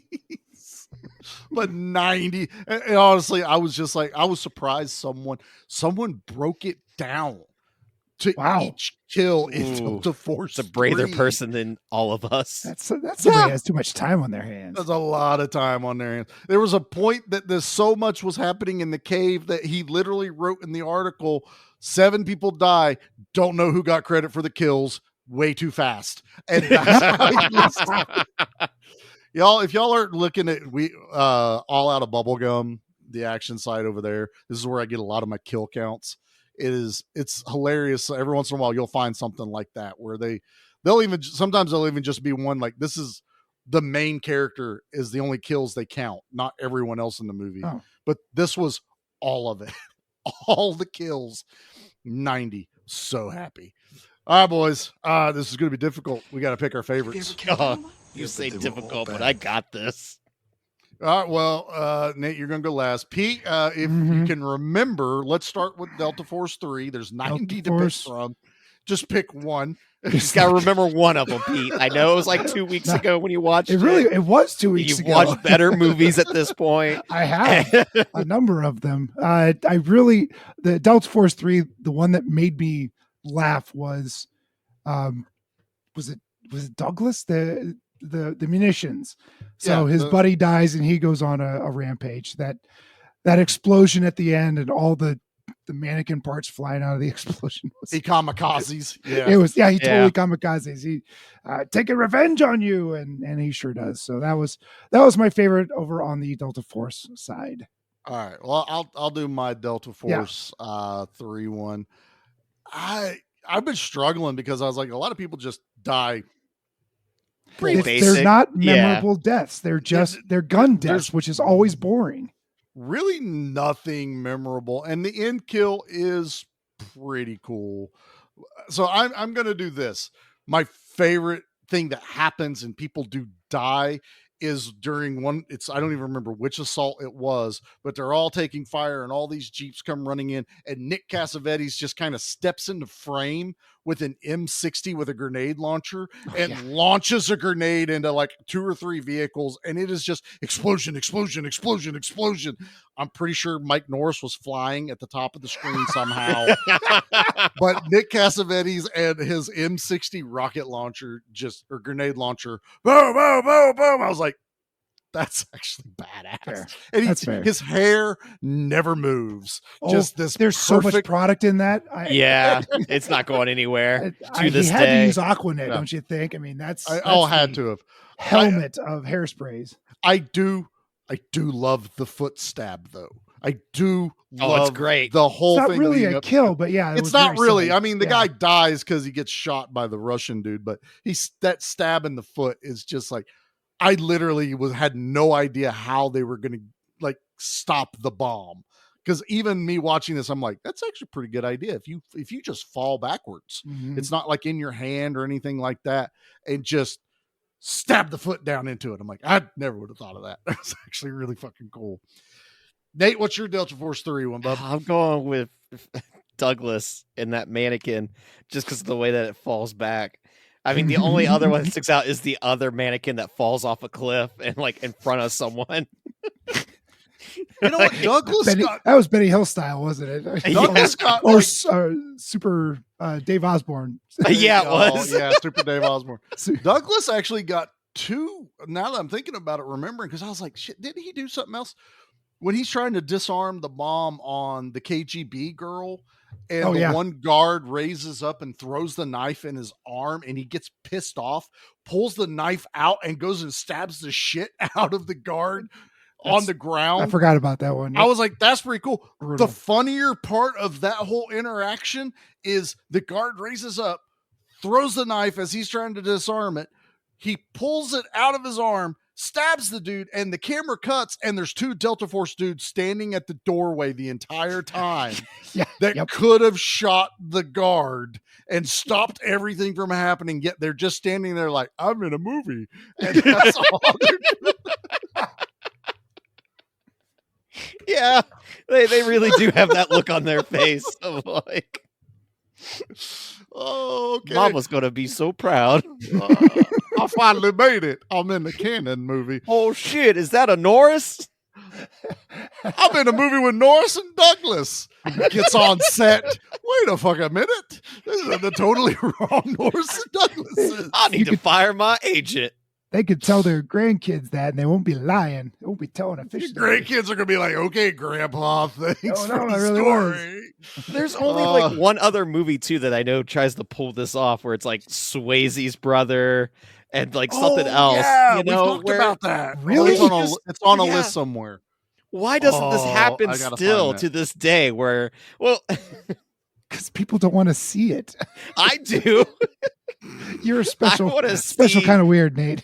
Chris Evans' little brother, like Mike Evans, not playing Captain America, but he's playing like the Mystery Men version of Captain America. Chris Helmsworth's brother. Well, his brother really does just. Yeah. Liam Hemsworth is that's the right. modern equivalent of this. He's the heart and soul of Expendables 2 until he's not. All the Skarsgårds. Well, that's because I Like still don't know which Skarsgård's like which. There's like a gaggle of them, isn't there? Exactly. Every week a new one pops up, and I'm just like, okay, I like them. I'm cool. Charlie, what you got? I was looking up the Swayze thing. I was trying because I knew we talked about it, and we were wanting to cover it just because it was Patrick Swayze's brother in a movie. So that's why I wasn't in on that. Okay, Pete. What's your Turbulence 3 kill? The completely ridiculous electrocution scene. It was wonderful and funny, and I only regret that she didn't foam at the mouth. That's the only thing I wish had been added to that kill. She starts a little baking soda in her mouth. It would have been great. Oh, that would have been really good. Yeah. They could have You're sold up, that Charlie. a whole lot better. Oh my God. Turbulence 3. Damn.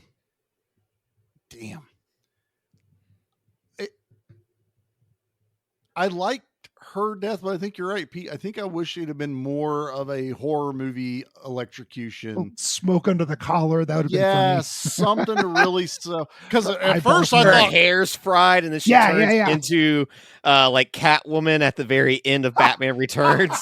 Well, that would have been awesome. Where it's Christopher Walken's like skeleton. I think it's not a great kill, but it's just happens out of nowhere, and I wasn't expecting it. It's the Rutger Hauer when he shoots himself after holding the gun on Slade, and you're just like, "Peace, I'm out." Again, shoot Slade. This whole movie could have been solved, and Satan would have been released had they killed Slade to begin with, or had Rutger Hauer just shot Slade and crashed the plane. I got my gun. We'll just go out there. He's tied up. We'll shoot him. Right. It's in my room. I'll get it now. Bang. He's dead. No, that's not how we do things here, Scott.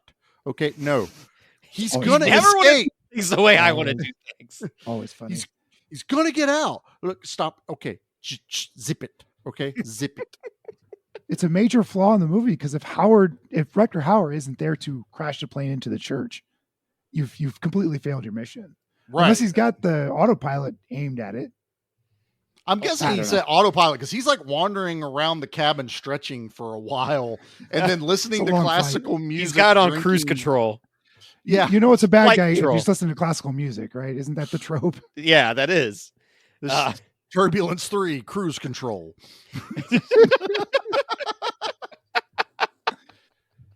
All right, Nate, what's your kill in Turbulence 3? I'm going with the Rucker Hauer one too, because then it ends to the ridiculous ending of having to have our rock star who's never flying a 747 before now having to land a 747. And it just justifies further that the movie's called Turbulence because they encounter turbulence. Just slight Title turbulence. I mean, yeah. That's the title of the movie. Oh God. Okay. Time to rate these things.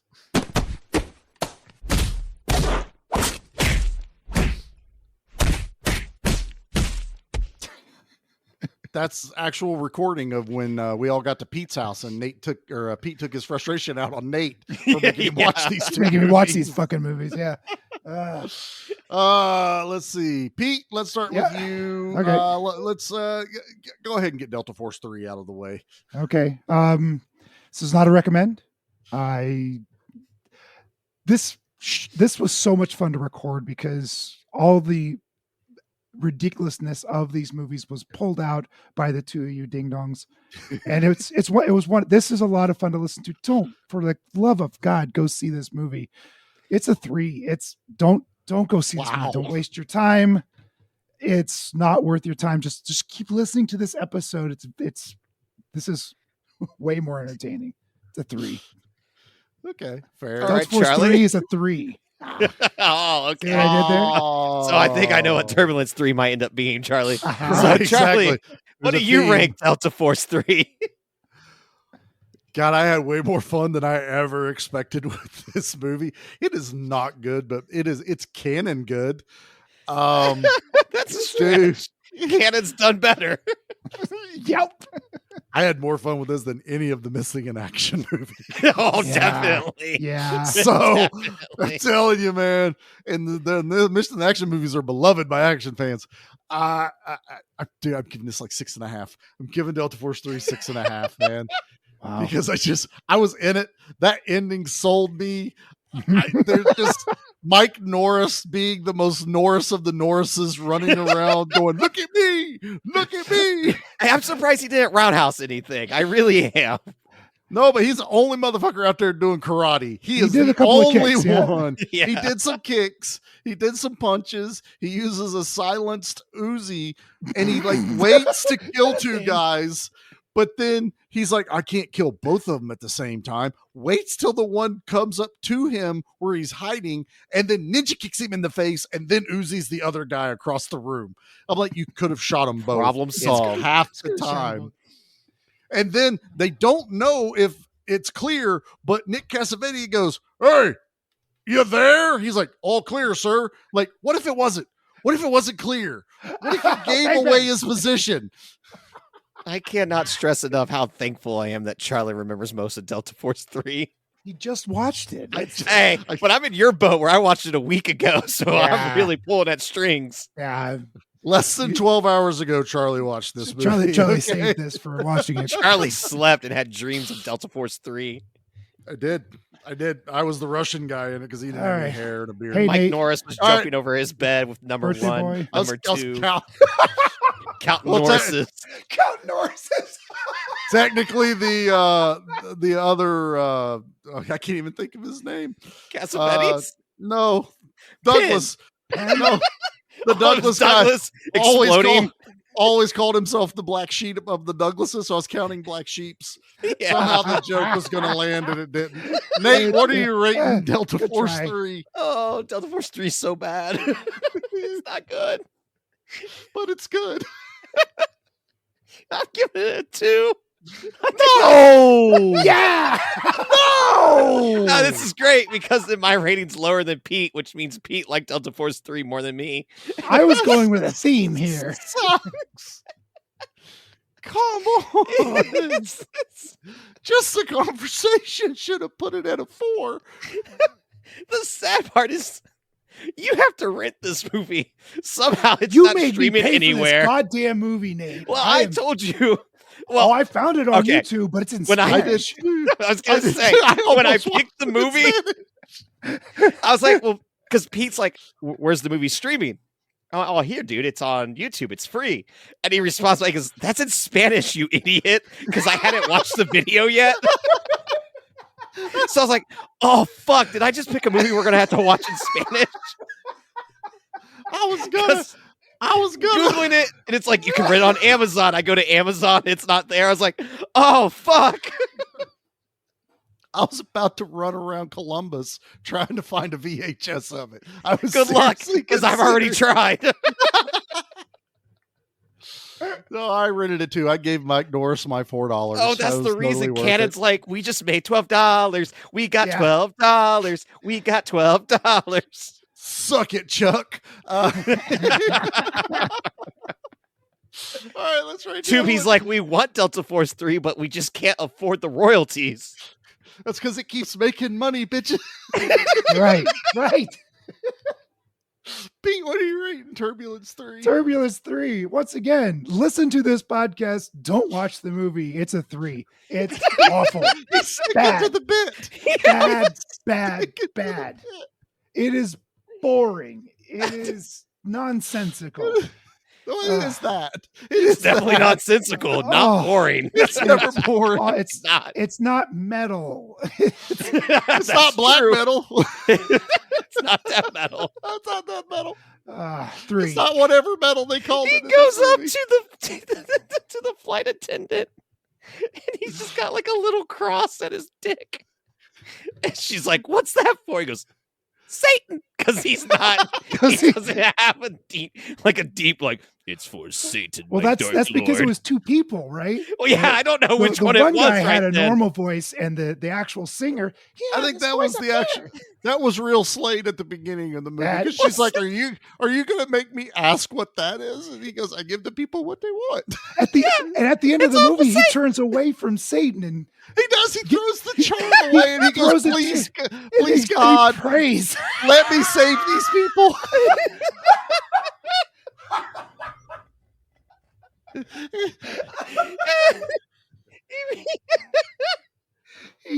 he renounces. He renounces Satan. I'm sorry, Dark Lord, but I just can't keep following you. Fuck Kansas. I'm never going to kick. I'm never gonna tour over here. That's for sure. Charlie, I can't breathe. I'm giving this movie a 7. Oh my God, really? I loved it. I loved everything about these two movies. I can't help it. Both of your scores, Pete, don't match my Delta Force 3. It doesn't. I was in it. Whatever clicked in my brain, whatever chemical imbalance I had from being tired. Sandy. That's why why you should go see somebody about You've been this. working in the heat, no AC. You're just loopy. That's it. I drove in a toaster oven all the way up to Ohio, and then I'm like, I love Turbulence 3 and Delta Force 3. I'm a toast. I bought Assault on Devil's Island the other day with Hulk Hogan. What's wrong with me? I've been perusing eBay going, I just want Turbulence 3 on VHS so badly.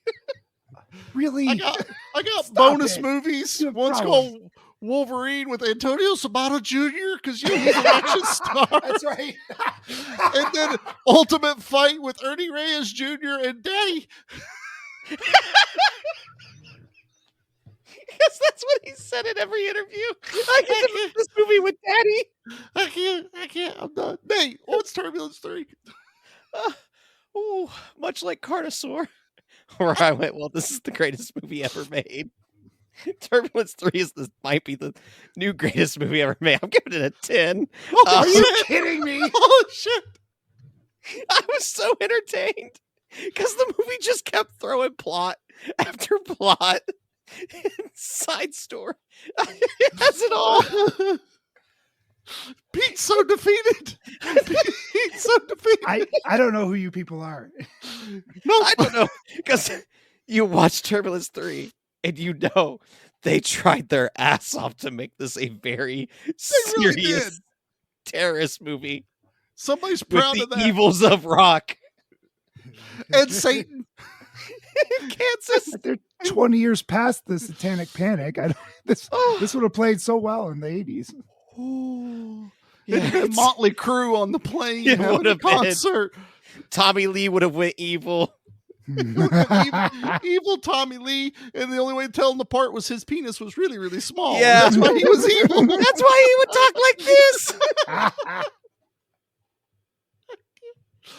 Nate, I hope you don't have any trash reviews. Do you have trash reviews? I didn't even look. Okay, no trash reviews.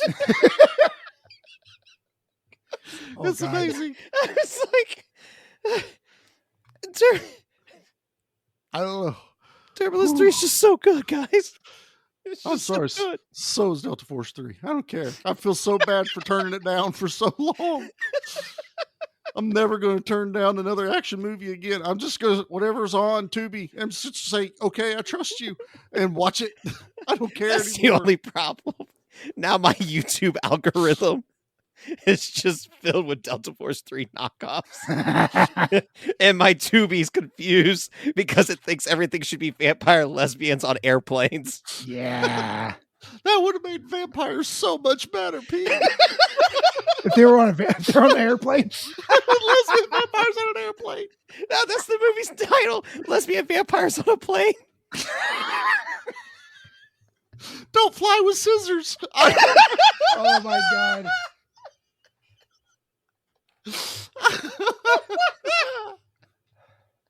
I can't breathe. What happened?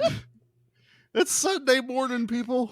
In case of emergency, you will be muff diving. Your partner can also be used as a flotation device.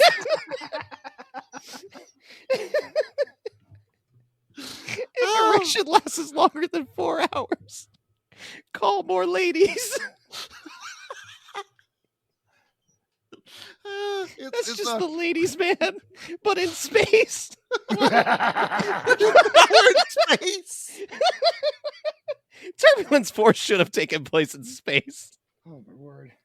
They should have done Turbulence 4. Turbulence And 4, what it the is- edge of the atmosphere. It's everyone's on Elon Musk's rocket to go to Mars when a terrorist hijacks it because he wants to take over Mars. Oh, Satan has moved to Mars. He left Kansas because he's like, no one's ever going to find me here. Oh, that's the plot to Doom. I want to go to the son of a bitch. It is the plot to Doom.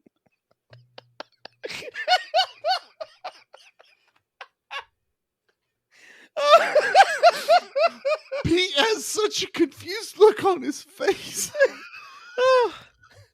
And I'm crying. Yep.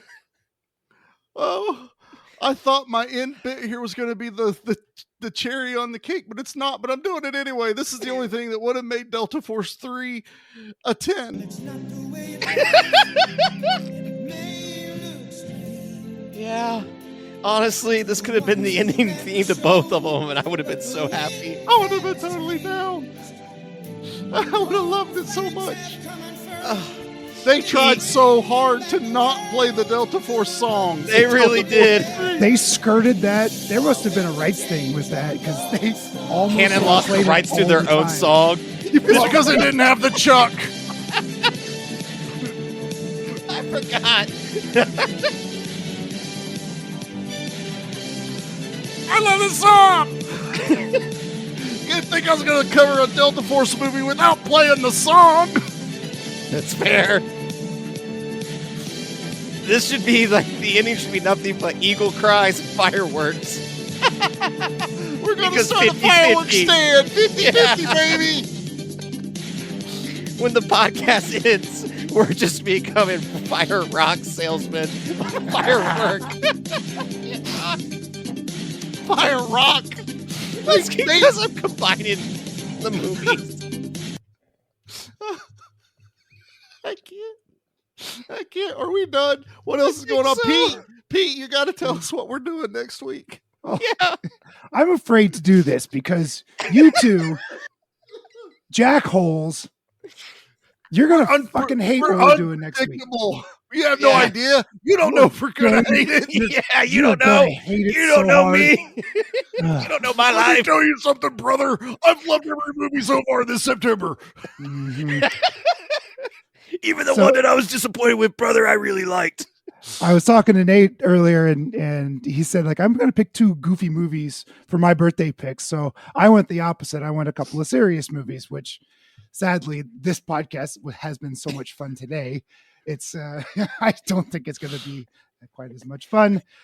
First up is a horror movie, 1973, The Wicker Man. It just celebrated 50th anniversary, and it stars Christopher Lee. Nate's going to do it. Yeah, go for it. Not the bees, though, right? There's going to be bees. 1973, you jackhole. Oh my God. The bees. Anything I but know the where bees. I knew it. Is Christopher Lee in a bear suit and punching No, women? no!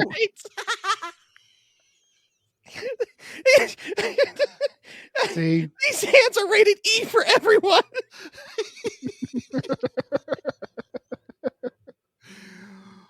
I'm looking forward to watching this movie. Yes, Pete. I look It's forward been to a no- very You serious are conversation. You are both lying. Very Lying sacks of serious. shit. It's held up to the greats like Nightmare on Elm Street and Turbulence 3. Happy Yeah, honestly, the listings have said, own your piece of horror history. Buy this copy of Turbulence 3 on eBay. That's a real listing. But it's an action. You have to buy it just for that listing. Ooh, hey, Pete, you want to tell us what the next one is, or are you going to make What's us the wait? action? No, I'm not telling you the action one. I'll tell you. Damn it! All right, you next well, week. I look forward to covering Exit Wounds the following week, right? Right. Pete's going to try and top this double feature somehow. He's like, son of a bitch. Yeah, I've it's like got- you can bring I- 2 I movies to picked one them and I table? know where they are, so I can't unpick Pete's them. not running a chance of losing them. Oh, God. Oh, that was so good. This is so good, guys. I don't know. Happy birthday to me. Thanks. I got my birthday too. That's the best part about a Nate birthday party. Everyone leaves with gifts. Nate birthday party don't stop because we're doing double feature. Oh my God. I'm so bummed that I don't have a part 4 for both of these movies. Yeah, we can end them on a high. Yeah, All I right. guess they peaked. Thanks, everybody. I'm you. glad that was the last crusade of these movies. They didn't. They were like, we hit perfection. We have to stop. They knew, like, well, this was Return of the King for the Turbulence films. There's no going back. Like, Their only obvious option was to go to space, and in 2002, it just wasn't in the budget. Nope. All right, we're done. Can we get out of here now? It's Sunday. I think so. Nate, get us out of here. You got Everyone just nothing. watch Turbulence 3, please. Don't do it. Just do it. I don't even have a quote. There's nothing. There was nothing memorable.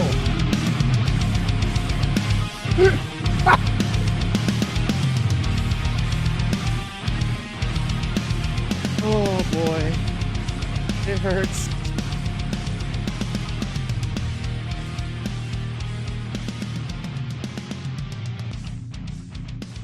Okay, wait a minute. What about when the one guy in Turbulence 3 said, "You tell me right now, what is it that you want?" And Slade went, "I want you to die." Okay, we'll write that down. What else? I don't remember Dude, that. I totally forgot Slade's catchphrase the entire movie. Let's hustle. You're welcome, Deadpool and Wolverine, for Let's Fucking Go, because Turbulence 3 is what inspired that. His name was Slade. Rhymes with Wade.